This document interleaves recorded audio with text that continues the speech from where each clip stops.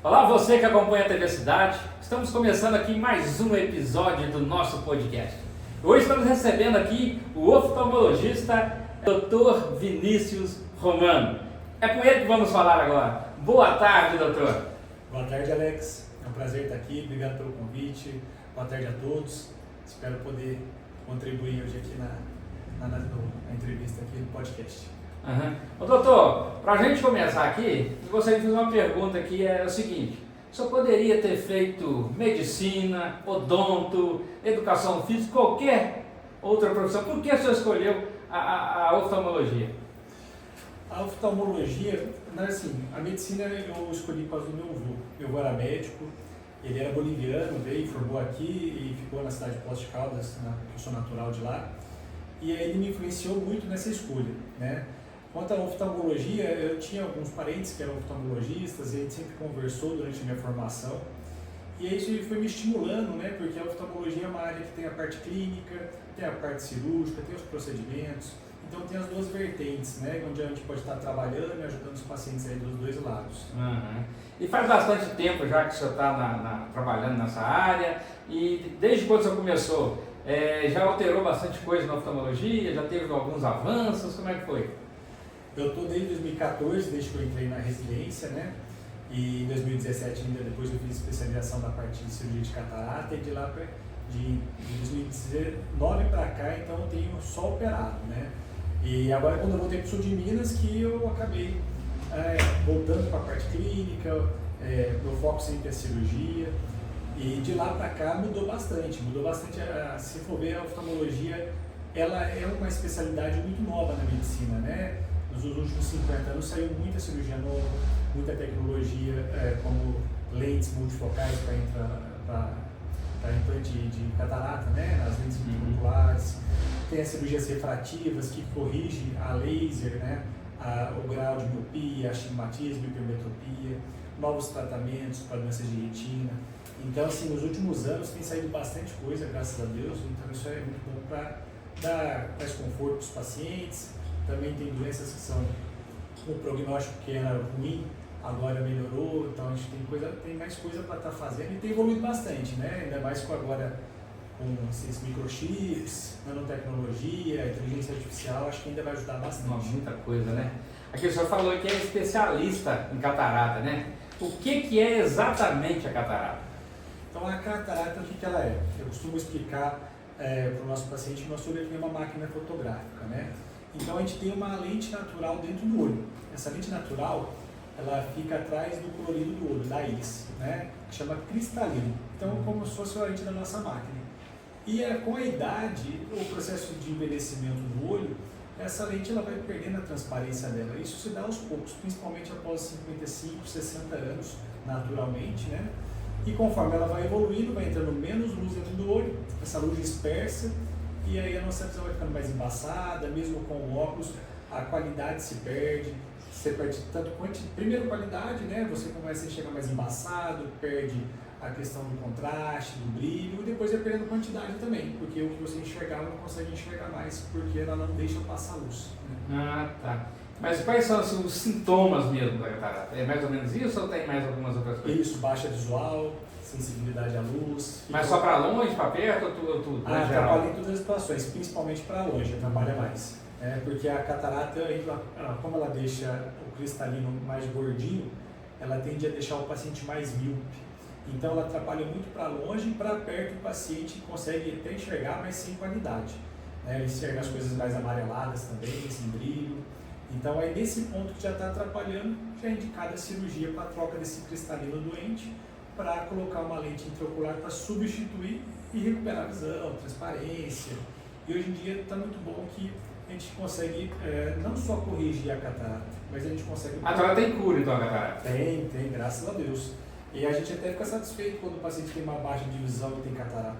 Por quê, né? Porque é uma coisa que tem solução. É uma coisa que vai trazer a visão de volta, é uma coisa que o paciente vai voltar a enxergar, ter qualidade de vida. Então, isso no final, assim, lógico, ninguém quer ficar doente, né? Mas a catarata é uma coisa que se resolve e traz muita qualidade depois de visão para o paciente. Tá. Aquela carninha que fica assim no olho, tem alguma vez com a catarata ou não? Não, essa carninha é o pterígio. Como é que chama? Não, fala devagar porque essa palavra é difícil. Trava-língua, né? É o pterígio. O pterígio já é uma carninha, uma fibrose da conjuntiva, da pele e do olho, né?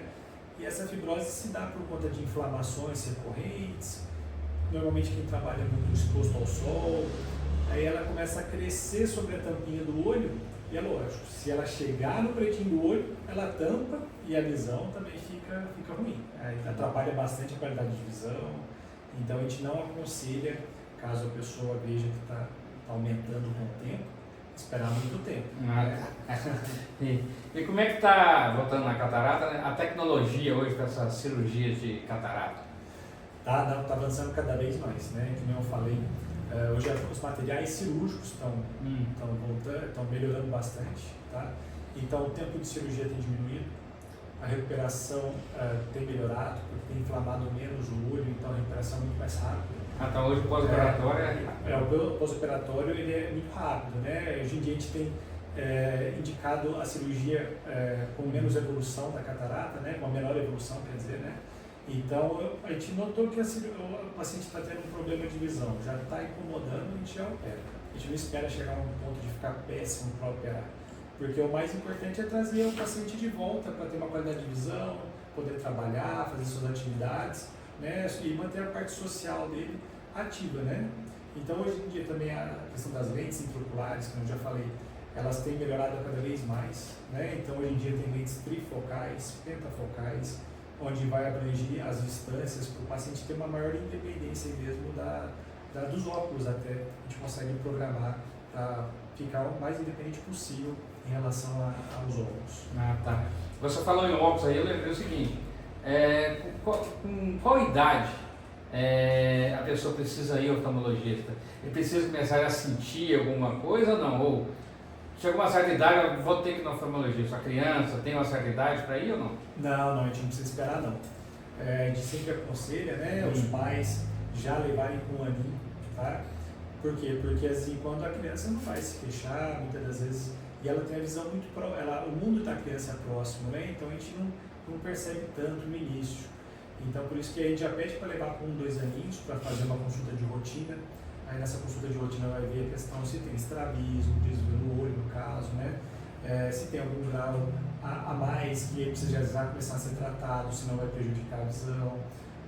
O conduto lacrimal para ver se está perto, se está passando a lágrima direitinho, fundo de olho, que é muito importante, principalmente nas crianças, né? Pensando em doenças como retinoblastoma, que é um câncer que acomete principalmente crianças e que é grave.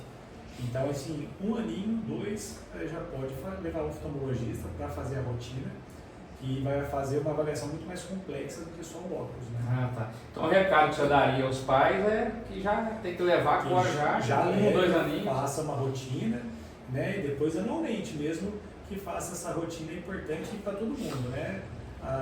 O olho tem muita doença que é silenciosa, então é muito importante a gente sempre ter uma rotina da saúde ocular para ter uma boa visão, né? E não só procurar quando tem algum problema. Então, quanto antes ir procurar o oftalmologista, melhor, né? Antes melhor. Para evitar problemas no futuro, né? Isso mesmo. Tá. E computador, celular, isso prejudica a visão mesmo ou isso aí é história do povo? Porque os pais brigam com as crianças não acreditam, né? Não tem nada a ver, Eu acho que os pais são bobos. Não, é verdade. Isso aí tem atrapalhado bastante, né? No começo a gente achou que a tecnologia ia ajudar muito, mas a gente tem visto que, infelizmente, quanto mais cedo a gente usa e fica muito tempo, né, isso pode afetar a visão da criança. Hoje em dia é indicado após somente aos 6 anos, né? Celular e computador, no máximo 1 horinha por dia. Então, computador e celular indicado só após 6 anos? Só após 6 anos, Então, hoje a criançada, 2, 3 aninhos, já fica no celular, né? O pai às vezes quer ficar em paz, quer ficar tranquilo, toma o celular, fica aí vendo vídeo aí no YouTube, galinha pintadinha, fica aí, pronto. É bom para o pai e para a mãe, né? Mas para a criança, assim, principalmente o desenvolvimento, né? Agora atrapalha a visão, pode fazer a criança desenvolver miopia no longo prazo, né? Contanto que hoje estima-se que vai ter uma epidemia de míopes, né? Ao longo do tempo por conta do uso de tela, tá? Mas o principal também tem a questão, né, da cognição da criança, né? A criança que fica em tela, ela não brinca, não descobre o mundo, né? Então ela não aprende, ela vai aprender testando, errando, caindo, né? E a criança que fica no celular, ela só fica ali com estímulo colorido, né? Então, aquelas cores vibrantes, né? Você vê que a criança vicia mesmo até, né? Então, e a criança tem que brincar, tem que correr, você falou, tem que cair, machucar. Igual quando a gente era criança, arrebentava, levando no pé, era carrinho alemã. Eu costumo dizer, antigamente nossos pais tinham que buscar-te pela orelha para voltar. Isso, saía em casa cedo, na hora de noite. Tem que empurrar, vai brincar, meu filho, vai brincar. Hoje eles não querem ficar em casa, no quarto, computador, joguinho, é só isso mesmo. O dia inteiro se deixar. O dia inteiro, E com isso vem também muita queixa, né? O excesso de tela vai ter dor de cabeça, cansaço visual, aí desatenção na escola, né? Aí a questão do óculos também vai aparecer. Então é um conjunto de fatores aí que eu acho que vai atrapalhar, mais atrapalha do que ajuda no início, principalmente, né, na infância. Então, muitas crianças na escola também começam a ter dificuldade na aprendizagem ali. Bem provável, lógico que a gente pode falar categoricamente aqui que o problema é a visão, mas geralmente é visão? Geralmente tem, sim, é visão, né? E a gente sempre questiona quando procura a gente, o professor, né, indagar, porque ele acaba deixando de copiar no quadro, indo para o colega, então uma criança que fica menos atenta, né? Mas a tela ela é fundamental para essa desatenção por causa do excesso de dopamina, estímulo, né? E você vai para uma aula que é mais monótona, né, no dia a dia, e a criança perde o interesse, né? Não tem o mesmo estímulo que você vê 15 segundos de vídeo toda hora, vídeo engraçado, colorido, e não dá para competir com o celular. Não tem jeito, a gente tem jeito não. Aqui. Você acredita que nos últimos anos agora está aumentando bastante esses problemas, né, com a visão? Tem aumentado bastante na criançada, as crianças já têm adquirido uma miopia logo na infância, né, porque é mais comum a criança ser hipermétrica na infância. Depois o olho vai desenvolvendo, né? Ela até diminui essa hipermetropia com o tempo. Mas hoje em dia a gente tem visto altas miopias logo na infância. E as crianças, imagina que a criança ela, com 5 anos já tem 3, 4 graus de miopia, ela ainda vai ter o tempo de desenvolvimento do olho, né? Ela vai desenvolver, vai crescer. Então isso aí só vai tender a estabilizar perto dos 20 anos. Então é muito tempo, né? Então as telas têm um fator forte nisso, porque a nossa vida hoje tudo é próximo. A gente estava conversando aqui anteriormente, né? Hoje em dia a gente fica mais da metade do tempo que a gente está acordado com visão de perto, mais em celular, computador. Não, mas a gente acorda pegando o telefone, você acorda de madrugada assim, tá sem sono, olha o telefone é a cabeceira da cama. Você não esquece o celular, você esquece a chave de casa, esquece qualquer coisa. Celular você não esquece. E se está sem celular, parece que está pelado até, né? Falta alguma coisa ali. Alguma coisa aqui. É complicado. Você falou agora há pouco sobre hipermetropia, falou também sobre estigmatismo. Você pode falar para a gente um pouquinho qual que é a diferença, né, da miopia, a hipermetropia, o estigmatismo? Sim, posso sim. Então, para exemplificar, né, a hipermetropia, como é que ela funciona? O nosso olho, a imagem tem que entrar pelo pretinho do olho, tá? E ela tem que formar sobre a retina, que é lá no fundo do olho, que é o nosso filme da máquina fotográfica. A hipermetropia é quando a imagem ela forma posterior à retina, então ela vai ter uma visão pior para perto, principalmente, porque ela vai forçar um pouquinho mais, né? E isso aí a gente tem que usar um grau positivo para trazer essa imagem para frente. A miopia é o contrário, né? A imagem ela forma antes de chegar no fundo do olho. Então ela tem uma visão pior para longe e, consequentemente, a gente precisa usar um óculos com lente negativa para afastar essa imagem. O astigmatismo já é diferente. Ele é causado pela tampinha do olho, que é a córnea, que é a nossa primeira lente do olho, né? E essa lente ela tem uma curvatura. E quando a gente pega em 2 pontos, né, diferentes, ela tem uma curvatura diferente. Vamos supor aqui para facilitar o entendimento. A 90 graus aqui ela é mais plana e a 180 aqui ela é mais curva. Essa diferença de curvatura, a luz bate, ela espalha. Então o astigmatismo ele tira o foco. Então normalmente a pessoa ela enxerga desfocado, ela parece ter enxergo sombreado. Então quando você olha para uma luz, está aquela luz espalhada, principalmente tem mais sensibilidade à noite, a farol, as luzes em geral, né? Então aí tem que corrigir também, porque aí para dar mais conforto, né, qualidade visual. Sim. E quem usa lente de contato, tem que ter um cuidado especial? Tem, não, isso é muito importante, ainda bem que você tocou nesse assunto.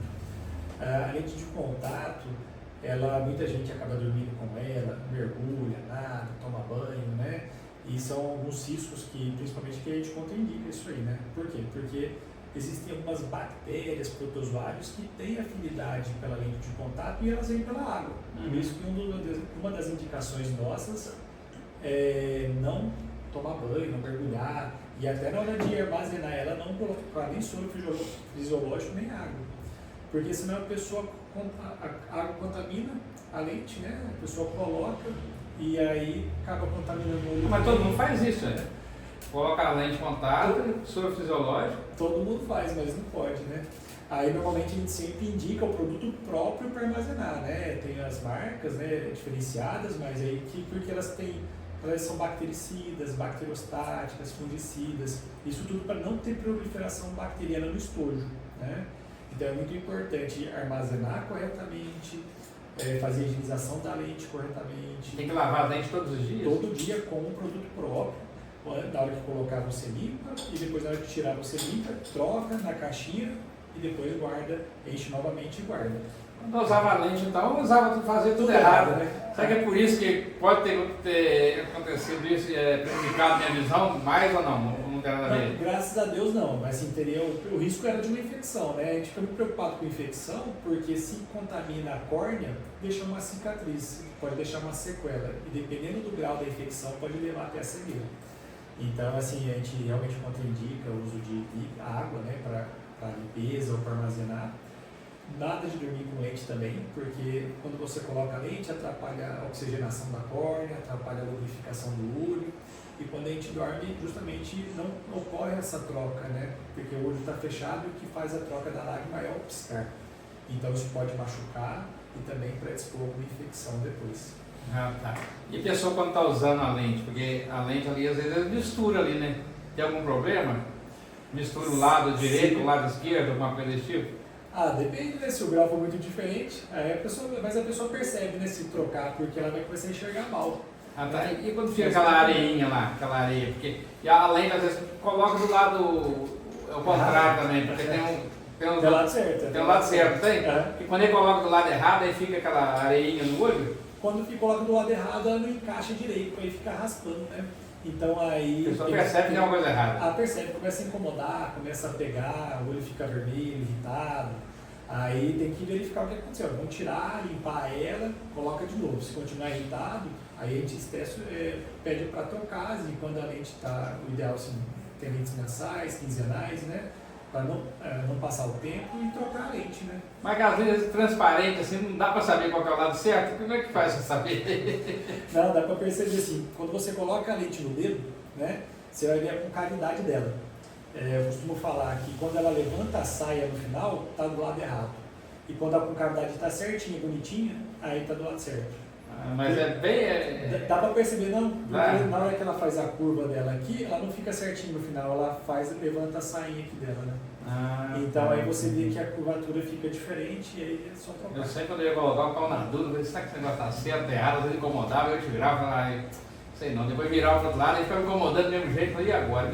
Mas ela não estava antiga, não? Às vezes enquanto você estava usando mais, você podia. É porque tem um tempo, né? Tem a recomendação, né? Tem lá, mensal, quinzenal, diária e anual. Normalmente o pessoal estica um pouco a mensal, não é tão indicado, né? Mas porque é bom seguir, né? O que a marca indica, né? Mas o pessoal costuma esticar um pouco, tem que tomar cuidado para não machucar e se sentir desconforto, trocar, né? Sempre falo. E nunca deixar de ter o óculos, porque o óculos é uma retaguarda, né? Machucou, é bom ficar uma semaninha ali sem, coloca o óculos. É um pouquinho chato no começo, para quem não está acostumado a usar muito, né? Mas pelo menos aí evita uma outra dor de cabeça. Verdade. Doutor, agora sobre os óculos escuros, ele protege mesmo os olhos ou não? Protege e é muito importante que ele tenha proteção UVA contra a radiação UVA UVB, né? Que é a radiação solar. A gente sempre fala para não comprar óculos falsificados, porque realmente esse é um problema. Qual que é o problema? Quando a gente está no ambiente escuro, o pretinho do olho ele abre, ele dilata um pouquinho mais, né? para aumentar a entrada de luz. Se a gente está com um óculos escuro que não protege, o que vai acontecer? Vai entrar mais luz do que mais radiação solar. Então isso pode ferir o fundo do olho ao longo dos anos, né? E por isso que é importante ir numa ótica de confiança, comprar de uma marca de confiança, porque aí realmente vai ter a proteção contra a radiação solar para evitar qualquer contratempo aí no futuro. Ah, tá. Então esses óculos aí que compram de R$20 por aí, no camelô aí... Não, esses de jeito nenhum. De jeito nenhum. Na verdade, ele faz muito mal, na verdade. E aqueles? A pessoa tem um óculos assim, tem só uma capinha assim que cola em cima do óculos assim... Esse não tem problema, porque... Você já tem o grau normal? Porque ele, na verdade, tem o grau normal, né? E aí, realmente, assim, se comprando numa ótica, tendo procedência a lente, ele com certeza vai ter uma proteção VA-UVB. Na verdade, é só uma lente que você coloca com o ímã em cima, né? E gruda. Aí é uma praticidade que tem para ficar mais confortável, né? Estiloso. Entendi. Não, que eu faço isso. Não, tô certo isso aí, pelo menos, né? E agora... E a alimentação, ela influencia na saúde ocular? Influencia sim. Tem a questão, né, do ômega 3, principalmente, ele vai ajudar principalmente na lubrificação do olho. Tá? O ômega 3 é muito importante ali, porque ele agrega a molécula de gordura da lágrima. Não sabia. Com isso ela sustenta mais a lágrima e a lágrima demora mais para evaporar. Então ele é muito bom para o olho seco. Além disso, é antioxidante, né? Então isso pro fundo do olho é muito bom, porque existe uma doença que chama degeneração de mácula relacionada à idade, que se dá aí após os 60 anos, onde vai ter uma degeneração da retina e as células vão machucando, né? Então, um dos tratamentos é a suplementação vitamínica. Então, ômega 3, vitamina E, zinco, proteínas, zeaxantina. Isso tudo vai encontrar em frutas cítricas, principalmente as frutas de cor laranja, de cor amarela, verdura verde escuro, aí no caso peixe, né, com ômega 3. Então isso tudo é muito bom ao longo dos anos, o beta-caroteno com a cenoura, ao longo dos anos, porque realmente ele ajuda e funciona como um protetor da retina. Né? Como é que é isso? Não, é importante. E um dos fatores até que joga contra isso aí é o cigarro, né? A gente fala porque o cigarro ele acelera o estresse oxidativo, o envelhecimento celular, e aí é um problema, é uma coisa que até acontece, é mais comum em quem tem degeneração ser fumante, né? Então aí por isso que a gente fala, quem fuma para, porque, lógico, tem um texto da obra, né, do corpo, mas para o olho o cigarro é um veneno. Todo mundo já sabe disso, né? O povo não consegue parar. Não para não. Ô doutor, quais dicas você daria assim, para a pessoa ter uma visão bacana, assim, o que ele tem que fazer diariamente assim, para manter aquela saúde, assim, a visão bacana? Uma boa saúde ocular? Bom, além da boa alimentação, que a gente acabou de falar, aí tem a questão da higienização palpebral, tá? Sempre importante fazer a higienização da pálpebra. A gente até orienta com shampoo neutro infantil mesmo, porque tira a oleosidade da pele, da pálpebra, impureza, isso tudo acaba atrapalhando na lubrificação do olho, né? E oscila muito de acordo com o tempo também, quando o tempo está mais seco, aí acaba tendo mais poeira, né? E sempre muitos fatores externos aí que podem atrapalhar. A gente sempre sugere também o uso de um lubrificante ocular, né? Porque o lubrificante ele vai ajudar a tirar as impurezas, ele ajuda a limpar o olho, melhorar a qualidade da lágrima, tá? Outra coisa importante, o uso de telas, né? Como a gente já conversou também, é importante para principalmente quem tem que usar, não tem como fugir no trabalho, né? Sempre fazer intervalos, né? A gente tem uma regra chama 20-20-20, né? Que a cada 20 minutos você parar por 20 segundos e olhar a 20 pés, a 6 metros, olhar distante. É um pouco difícil fazer isso, então eu sempre sugiro fazer a cada uma horinha, vai buscar um copo d'água, vai ao banheiro, porque esse 1 minutinho já ajuda a dar um descanso. Outra coisa importante, abaixar o brilho da tela, do computador, do celular, isso no dia a dia também ajuda a forçar menos, ajuda a não dar aquele peso, cansaço no final do dia. Sempre deixar o ambiente bem iluminado. Muito importante 1 a 2 horas antes de dormir deixar as telas, porque aí você tem a questão da higiene do sono, para você dormir melhor, chegar no sono profundo, acordar mais disposto, né? Então são algumas coisas que a gente faz no dia a dia que ajuda bastante aí para a saúde dos olhos e no longo prazo, né? E além disso tem a questão, principalmente para quem tem doenças primárias, como diabetes, hipertensão, isso aí realmente tem que ter um controle, porque pode levar a algumas lesões oculares no longo prazo, e para manter uma boa saúde depende do tratamento da doença de base, né? Porque não adianta a gente cuidar do olho e não cuidar do diabetes, ou da hipertensão arterial, porque vai refletir lá no olho e vai causar uma baixa visual mais cedo ou mais tarde. Entendi. Doutor, essas crianças então que usam essas telas, e às vezes a criança fica 1, 2 horas direto ali vendo vídeo no YouTube aí. Só acredita que essas pessoas têm grande possibilidade de ter problema na visão?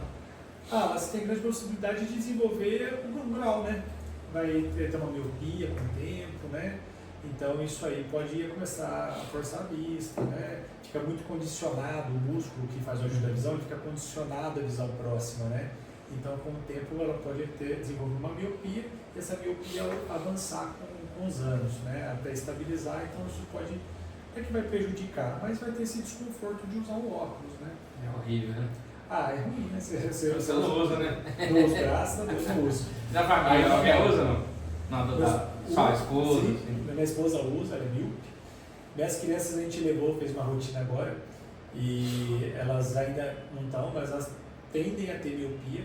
Então aí eu levei um colega, né, que faz toda a parte pediátrica, aí conversei com ele, eu já estimulo, não fico estimulando muito com a visão próxima, né, então nada de tela. Não, então a sua área nem enfim, sobre visão? Tem vários que, por exemplo, porque não usar o óculos vai aumentar o grau? Não, usar o óculos não vai aumentar, vai sim dar um desconforto, porque você vai forçar a visão, consequentemente você vai começar a ter peso, cansaço, vai te atrapalhar no dia a dia. Mas não quer dizer que você não usar vai aumentar. Isso não, a progressão não depende do uso ou não, né? Entendeu? Agora é mito ou é verdade que depois dos 40 anos, você usou direitinho o óculos para longe, por exemplo, aí depois dos 40 anos a tendência é reduzir? Não. Reduzir não, pode manter, reduzir não. Não, vai, na verdade, a partir dos 40 vai surgir um novo problema, que é a famosa vista cansada, a presbiopia, né? Então aí a visão de perto vai ficando ruim. E aqui a gente fala que o braço vai ficando curto, né? Que o pessoal vai esticando para ler. Porque com o passar dos anos, né, o músculo que faz o ajuste da visão, ele vai deixando de trabalhar, principalmente, que ele força, trabalha na hora da leitura. Ele ficando mais fraco, aí a gente vai precisando de um óculos aí para ajudar a enxergar de perto. Nossa. Aí não tem como fugir, cada hora parece uma coisa. Tá. Tem mais algum mito ou não? Da oftalmologia, assim, no futuro, nos próximos anos? Eu acho que ainda vai melhorar bastante coisa, viu? Principalmente a parte cirúrgica, eu acho que sempre está tentando melhorar essa questão da liberdade em relação aos óculos, de melhorar a qualidade dos óculos, né? Porque depois que a gente opera, infelizmente, as lentes atuais, elas não conseguem simular nada igual na sua olho, não. Sei, Deus fez, só igual não tem. Mas cada vez tem melhorado mais para a gente ter mais independência, né? Também a questão, eu acho que com o tempo está melhorando muito o tratamento dessas degenerações que eu expliquei. Tem muitos tratamentos já para impedir a progressão dessas degenerações. E também está saindo agora com esses microchips, nanotecnologia, inteligência artificial, já para voltar a ter a visão, né? Isso estimular e formar a imagem no cérebro, né? Então acho que ainda tem muita coisa para acontecer e tem muito estudo ainda, como eu falei, a oftalmologia é uma área muito nova frente à medicina, né? Não é uma subespecialidade nova, né? Mas assim, aconteceu muita coisa nesses últimos 50, 100 anos, né? Então que é uma recém-nascido aí para a medicina que é muito antiga, né? Você agora sair, doutor? Gosto, estamos sempre. Vamos mostrar aqui então, vamos lá. Açaiteria 035, hein? Vamos ver se é. Vamos experimentar isso aqui, ó. Ao vivo aqui, ó. Acabou de chegar para nós aqui, ó. Doutor, experimenta esse é bom. Vou experimentar já. Vou comer aqui. Delícia, hein? Ô, gente, quem não conhece ainda esse açaí aqui, ó, Açaiteria 035, só ligar lá, ó. Liga pro Juninho. 999697428. 999697428. Vamos deixar aqui o Instagram e o WhatsApp deles aqui embaixo aqui no GC. Vocês entram lá e pedem essa açaí, gente. Bom demais, hein? Deixa eu ver se é bom mesmo, hein? Atrapalhou o nosso podcast aqui, ó. Olha pra você ver. Valeu. Valeu, obrigado, hein, Juninho? Obrigado. Abração, valeu. Aí, ó, sujou aqui minha mão, já. Nossa, sujou aqui, ó. Doutor, como falei, o tempo aqui passa rápido. O açaí chegou pelo menos a tempo, né? Pra nós aqui, bom demais. Pra gente finalizar aqui, eu gostaria que você falasse pra gente se teve, assim, algum caso, assim, diferente, alguma coisa interessante lá no consultório do senhor já. Alguma coisa assim, marcante, assim, que marcou bastante. Marcante, deixa eu pensar. Você açaí tá bom, viu? Nossa. Tem bastante caso de trauma aqui que acaba sendo marcante porque tem alguns casos que são mais graves, né? Semana passada eu peguei um paciente que foi procurar a gente lá, tinha tido uma pancada, né? Foi roçar e voou uma pedra no olho. E então não estava usando EPI e achou que era bobeira, né? Sempre aquele negócio, a última roçada, a última martelada, sempre é assim. E nisso aí voou a pedra e abriu a tampinha dele, chegou quase a perfurar. Por pouco mesmo, foi bem profundo o corte, né? Ainda bem que não precisou dar ponto, nada. Mas por pouco ele poderia ter perdido a visão, porque se perfura aí, por mais que trate, dê ponto, né? Pode deixar uma sequela depois e se pode ocasionar uma infecção. Então por isso que a gente pega no pé do pessoal aí que trabalha com possíveis traumas aí na face, no olho, usar o óculos, não deixar de usar. Pode ser uma bobeirinha, mas tem que usar.